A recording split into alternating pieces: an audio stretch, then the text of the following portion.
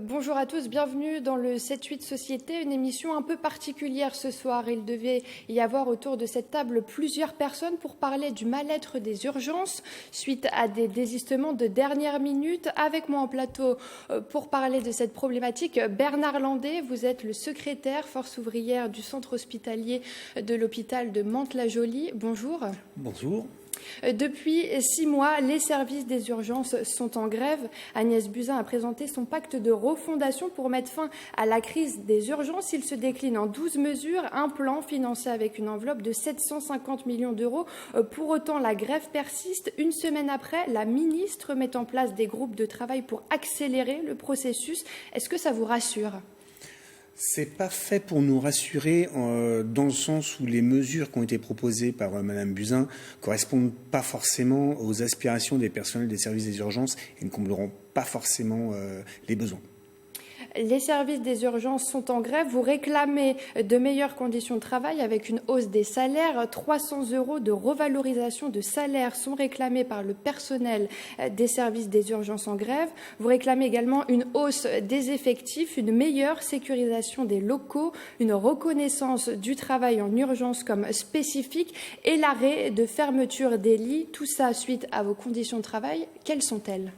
À l'heure actuelle, les services d'urgence sont complètement engorgés par des personnes qui n'ont plus recours à des médecins parce que la pratique médicale libérale a changé. De moins en moins de médecins, une pénurie, une désertification, et les personnes se dirigent vers le seul accès aux soins qui est à leur disposition, c'est-à-dire le centre hospitalier et son service d'urgence, pédiatrique, gynécologique ou général. Donc ces personnes arrivent, on doit s'occuper d'elles, ce qui est tout à fait normal. Malheureusement, en termes de conditions de travail, avec un certain nombre de lits, de milliers de lits qui ont été supprimés ces 15 dernières années, on parle de 89 000 lits qui ont été supprimés, vous vous rendez bien compte qu'il est compliqué d'hospitaliser des personnes. Donc, ils sont dans un box de consultation des urgences et les autres personnes attendent dans les salles d'attente des urgences. Donc on a un engorgement, les gens ont mal, ne sont pas forcément pris en charge dans les meilleures conditions possibles. Et effectivement, il y a une dégradation, une incivilité, dégradation des conditions de travail, incivilité dans ces lieux-là. 30 000 personnes ont dormi sur un brancard plutôt qu'un lit la nuit à disposition, ça depuis le 1er juillet 2019. Alors justement, pour désengorger les urgences, une des mesures d'Agnès Buzyn, un service d'accès aux soins, un SAS, seront mis en place. Il vise à réguler les appels au secours en ligne ou par téléphone. C'est une des solutions pour réorganiser le service des urgences. Il faudrait que Madame la ministre nous dise un petit peu en quoi une ligne unique d'appel pourrait vraiment désengorger des urgences. Si c'est n'accéder aux urgences d'un centre hospitalier que sur la base d'un appel téléphonique, oui, mais ça fait un petit peu fermé, un petit peu comme les pharmacies de garde. Je ne sais pas si c'est vraiment la solution adéquate. Maintenant, j'ai cru comprendre que nous avions le 15, le 17, le 18, le 115, le 117, tout ça réuni sur une ligne unique.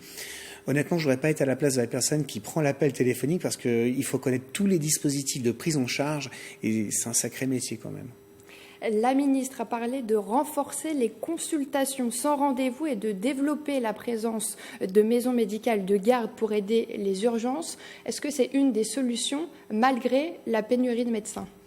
Les maisons médicales de garde, effectivement, doivent être leur premier recours avec le médecin généraliste, le médecin de famille, à une prise en charge médicale. C'est évident.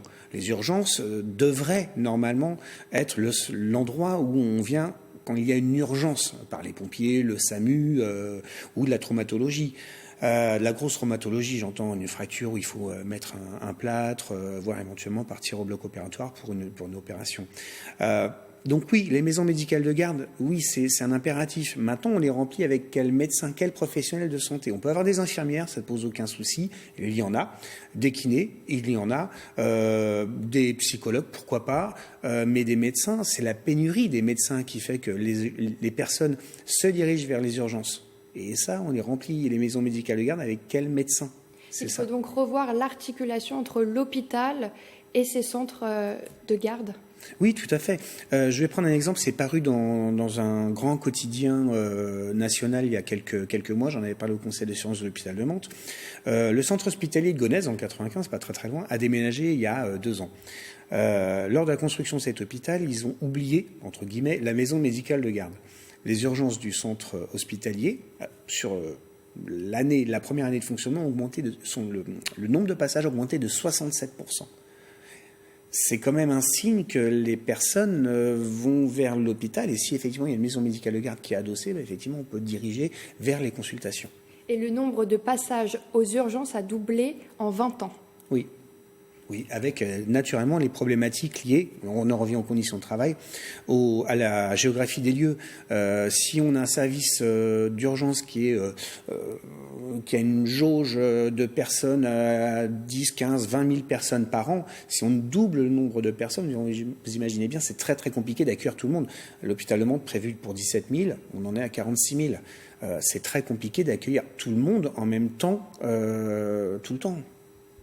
Je le rappelle, Agnès Buzyn a décidé d'accélérer la mise en place de groupes de travail. Malgré tout, vous allez poursuivre la grève ?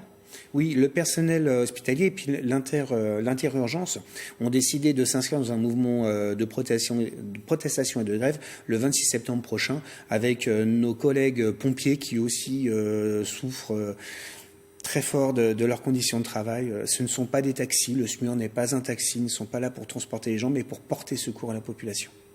Les pompiers, vous l'avez dit, sont aussi en grève. C'est tout un système qu'il faudrait revoir alors ? Est-ce que c'est un système ou est-ce qu'il faudrait peut-être que la population s'adresse aux bonnes personnes ? On a un médecin traitant, voilà, c'est vrai que c'est très compliqué, il y en a de moins en moins, peut-être faut-il revoir l'installation des médecins, mais en tout cas, les services d'urgence doivent être concernés par leur cœur de métier, l'urgence. Merci beaucoup, Bernard Landais. Je le rappelle, vous êtes le secrétaire force ouvrière du centre hospitalier de Mantes-la-Jolie. Merci d'être venu. Merci à vous. C'est la fin de ce 7-8 Société. Très belle soirée.